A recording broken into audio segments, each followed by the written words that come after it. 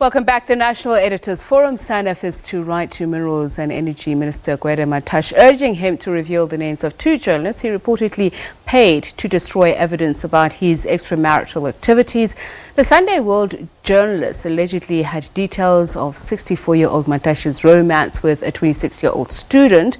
In a story published in Sunday World, Gwede is quoted Mantashe is quoted as saying that he paid the journalist 70,000 rand each to kill the story. Sunday World editor and publisher Makhudu Sefara joins us now. Very good evening to you, and thank you so much for joining us. So, thank you for having me. What is the latest on the story? You say you are investigating.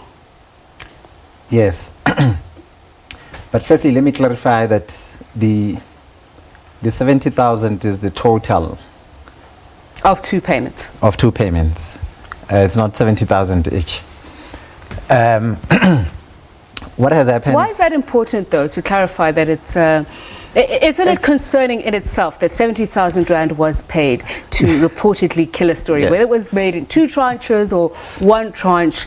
No, that it's just there's been a number of inaccuracies. So for me, the facts are important. So it's not... Elsewhere, it was reported that it's 140,000 in total, when the total is 70,000 divided into whatever the small amounts. But what happened is that we did the interview with Minister Mantashe last week.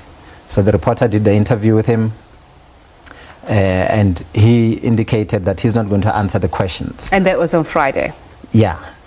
And when I got the story, well, she briefed me, but when I looked at the story, I then decided I'm going to give him a call.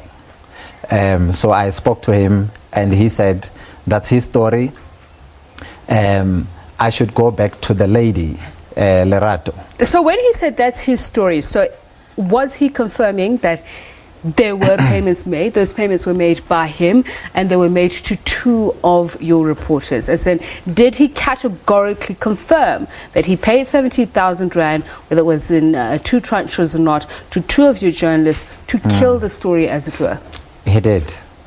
In any case, those were the questions to him that, after looking at the story, I then said, how is it that a minister can, in their response, say that they are not attending to any other question, but their response is that they have paid two. In fact, he said to me that I said to the lady who phoned me yesterday, meaning Friday, that there are two of your colleagues that I've paid. Now you're the third, calling me on the basis of the same set of facts. I'm not paying anybody anymore, So it was very clear to me, as I dealt with the information on Saturday, that he's saying he has paid. But do I know for sure that he has paid, or whether Mr. Mantashe was bluffing, perhaps? In speaking to him, why would he be bluffing, for instance? Because you were saying to him, these are the facts according to my reporter, which she says you interacted with, and you said you're not going to answer any questions because you've paid money. As in, I'm trying to understand, why would he... It's a very serious allegation that a sitting minister, that a ANC chairperson admits to paying money to kill a story, to subvert the freedom of expression, to deny journalists their right to do their jobs. Which is why on Sunday, if you looked at the paper, I expressed the view. I took a bit of the space that wasn't initially allocated for commentary relating to the story, to comment about the seriousness of the claims that are being made by Mr. Mantashe. Because when I spoke to him, I impressed upon him to provide me with the names of the reporters, which he refused to do.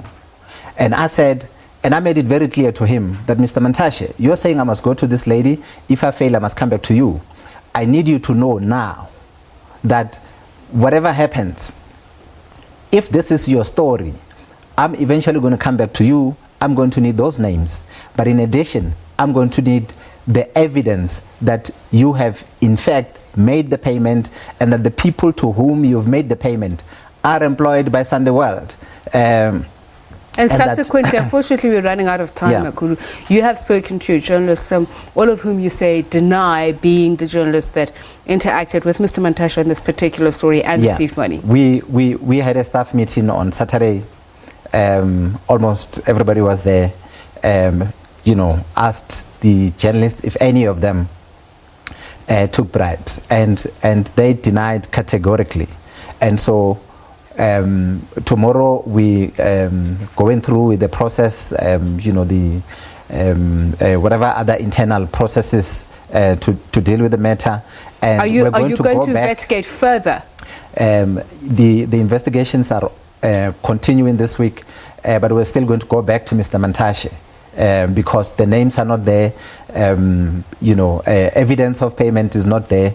So I sit with, the claim by the minister, but without any evidence. Does the paper consider taking any legal action, either to force him to reveal those two journalists, or perhaps to even call him to account on what would then be seen as a libelous statements against the paper?